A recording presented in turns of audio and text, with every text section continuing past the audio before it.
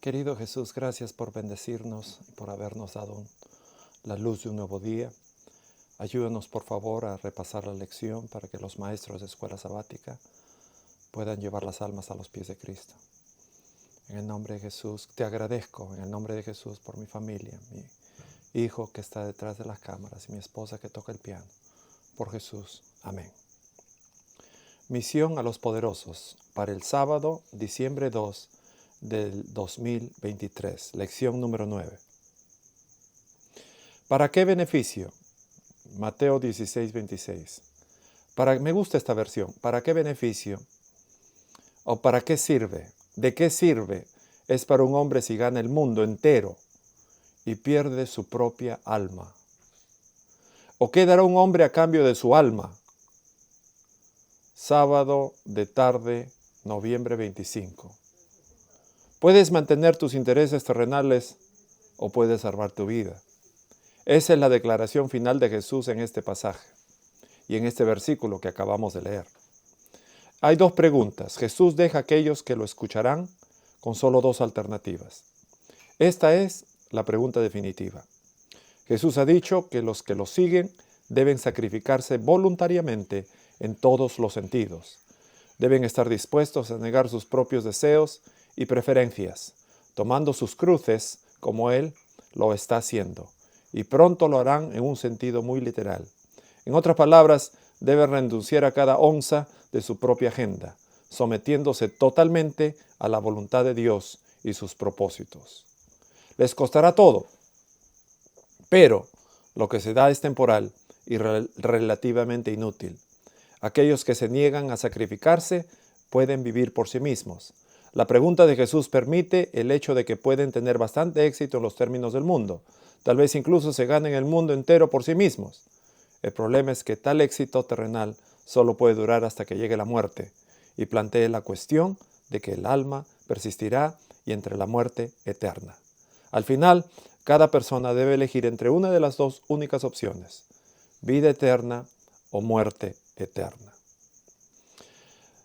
Domingo, noviembre 26. El texto para este día es Daniel 4:1. Aquí había un hombre poderoso. Rey Nabucodonosor, a las naciones y pueblos de todos los idiomas que viven en toda la tierra, que prosperes mucho. El relato bíblico de Nabucodonosor, que entró en razón y reconoció al Dios creador, muestra que Dios se preocupa por los ricos. Dios se preocupa por los poderosos, así también como los débiles y los necesitados. En el versículo 37, el hombre más poderoso de la tierra declaró: ahora yo, Nabucodonosor, alabo y honro el Rey de los cielos, todas cuyas obras son verdad, y sus caminos hacen justicia, y aquellos que caminan con orgullo, él es capaz de menospreciar.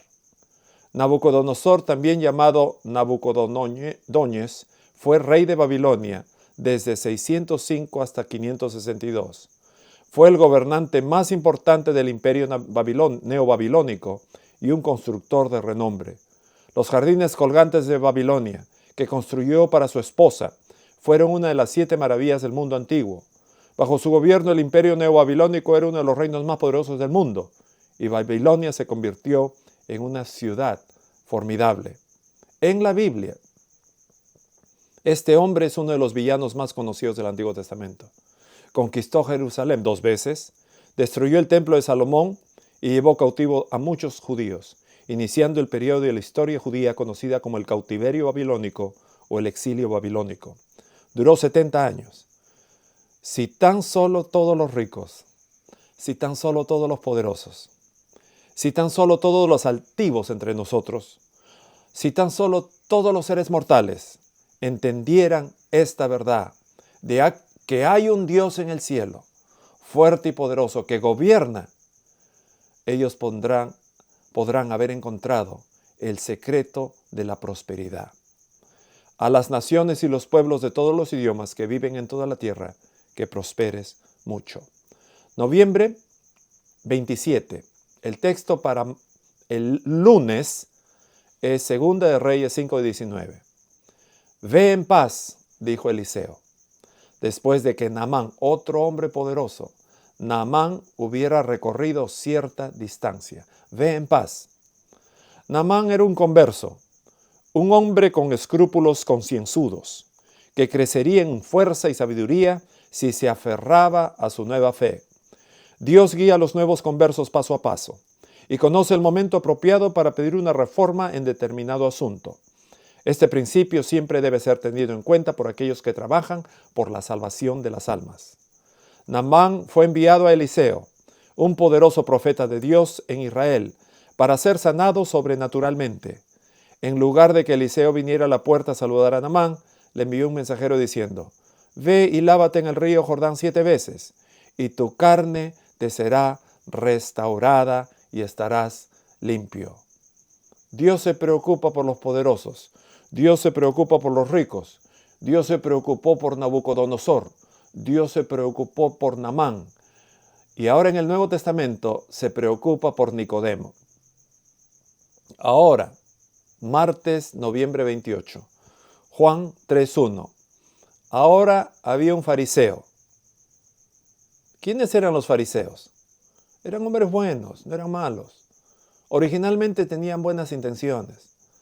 Estaban cansados del círculo vicioso de la cautiverio, apostasía, reavivamiento, arrepentimiento, cautiverio, apostasía, reavivamiento, arrepentimiento, cautiverio, apostasía. Estaban cansados de ese círculo vicioso.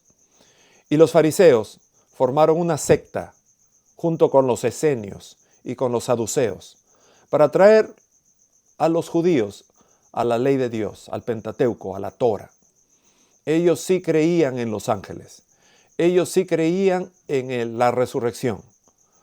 Un hombre de esos se llamaba Nicodemo, que era miembro del consejo gobernante judío.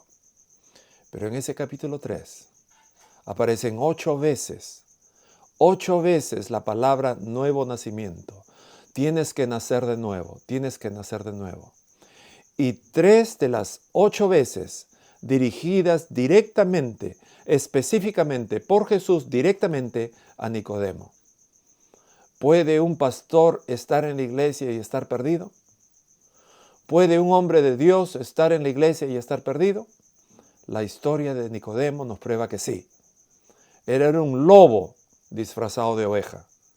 Cuando ese lobo se disfraza, se viste de blanco, se cubre de blanco, con la espalda de oveja, con la pata de oveja, con el cuerpo de oveja, con el pelambre de oveja, con la cara de oveja, con los ojos, pero en el corazón es un lobo. Entonces llega la hora de comer. Los lobos que comen carne. Las ovejas que comen pasto, comen césped, zacate.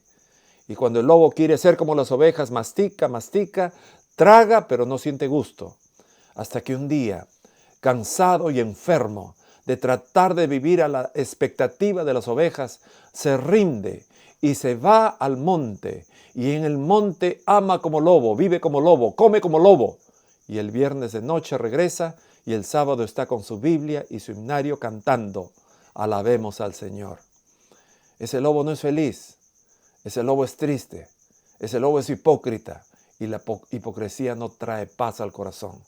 Hasta que una noche, en la imaginación, en una noche, ese lobo tirado en la pampa ora a su Dios y le dice: Dios, no es mi culpa de haber nacido un lobo, quiero ser una oveja de verdad.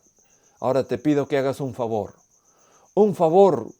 como le hiciste a Nicodemo, que a los pies de la cruz se rindió. Por favor, conviérteme con pelambre de oveja, con manos de oveja, con pies de oveja, con cara de oveja, con mente de oveja, con paladar de oveja, con gusto de oveja. Y Dios, en su infinita misericordia, toca al lobo y ese lobo es transformado en una oveja de verdad.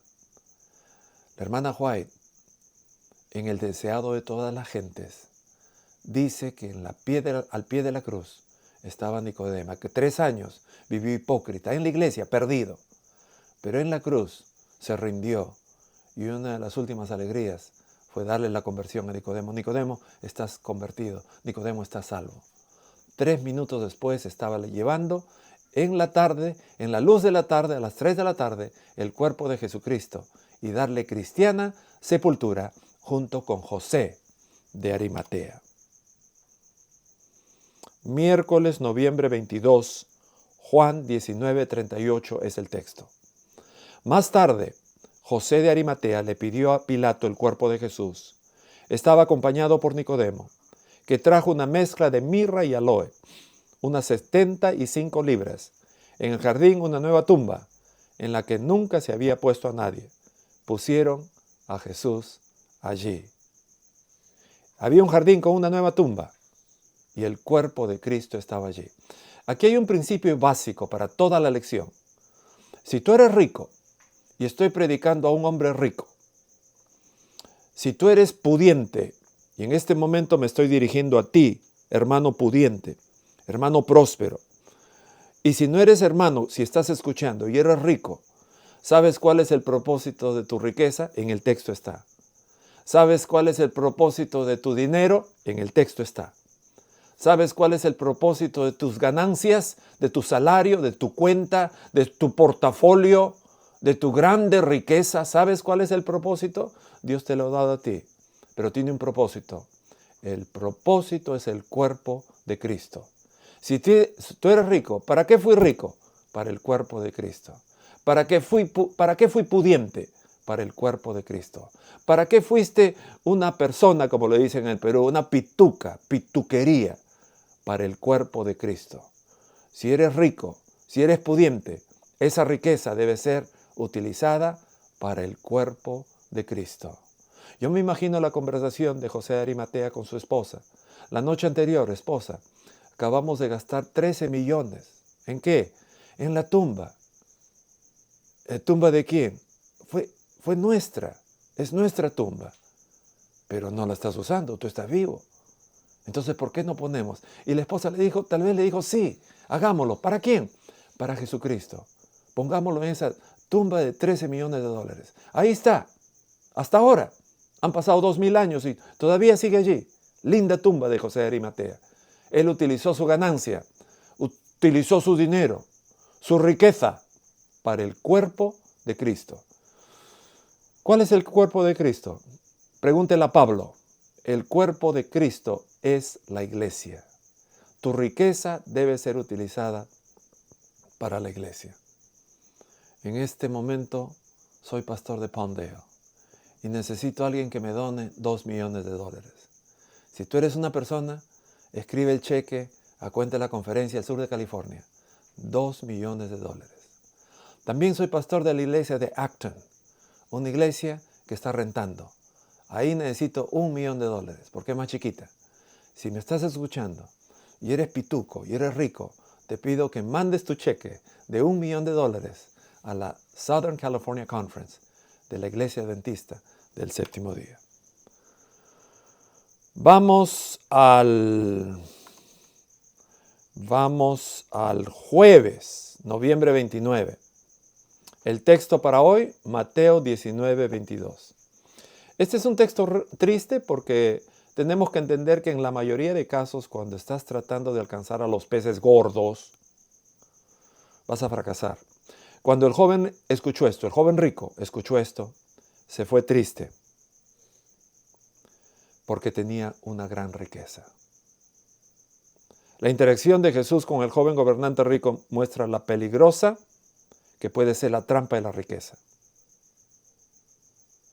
Y de nuevo te digo, es más fácil que un camello, Mateo 19, 24, pase por el ojo de una aguja que un hombre rico entre en el reino de Dios.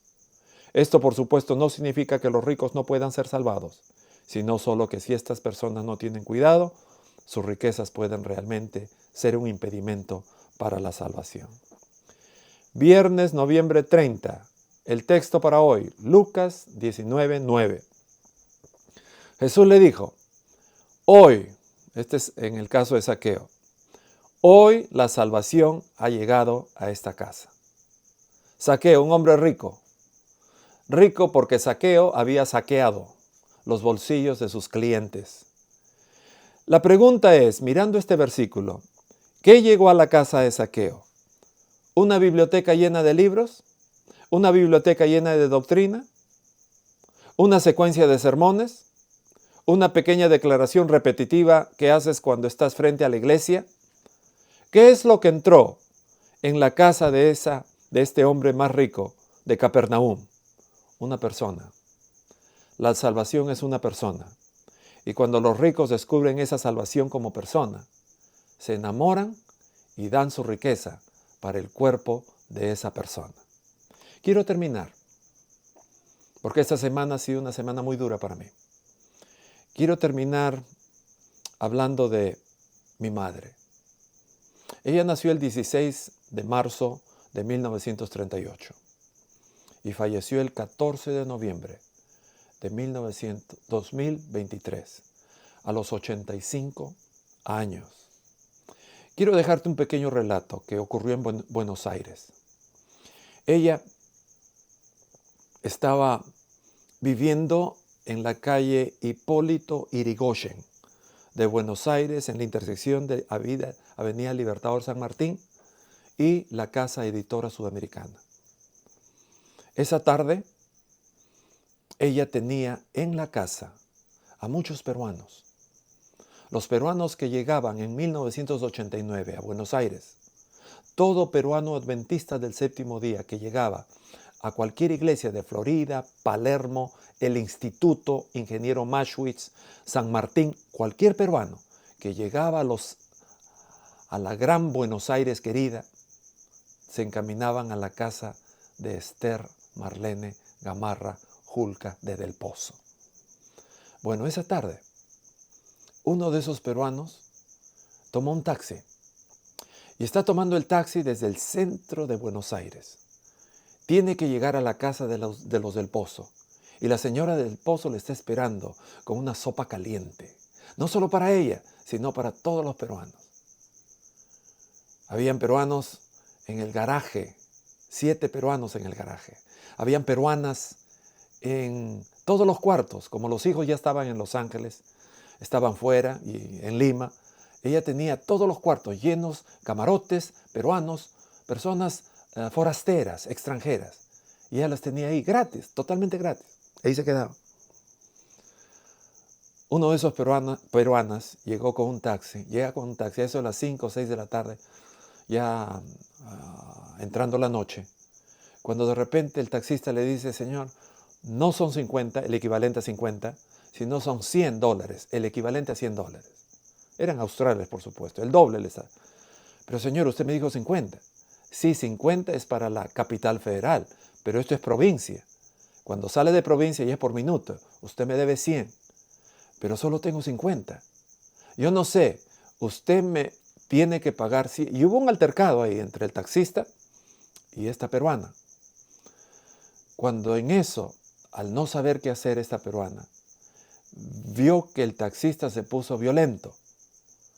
Mi padre llega y les dice a los dos: procuren que entre argentinos no tengan ese problema ustedes. No sabía que la chica que estaba llegando era peruana, por su acento había cambiado, ya estaba hablando como argentina.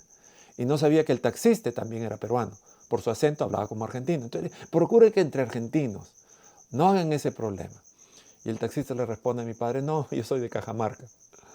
Así que en ese casi carcajada que se da mi padre, vio que ella no tenía los $100 y nadie tenía en la casa los $100. ¿Cómo pagar al taxista? El taxista se puso violento, se puso firme. Cuando en eso mi mamá sale y dice a los que estaban en la casa: por favor, ayúdenme. Y salieron de la casa a ayudarle 40 personas, jóvenes, mujeres de 21 años, estudiantes, colportores, 40 personas. Y salió la turba, y cuando el taxista vio la turba, se empezó a ir. Y señor, le vamos a pagar, pero le vamos a pagar todos. Mi mamá hizo una cooperacha, una ofrenda, una recolección, y pudo conseguir los 50 que faltaba, y le pudo pagar a este señor. Esa era mi madre. Mi madre no era José de Arimatea, tal vez no. Mi madre no era Zaqueo, tal vez no. No era Nicodemo, nunca sería Nicodemo.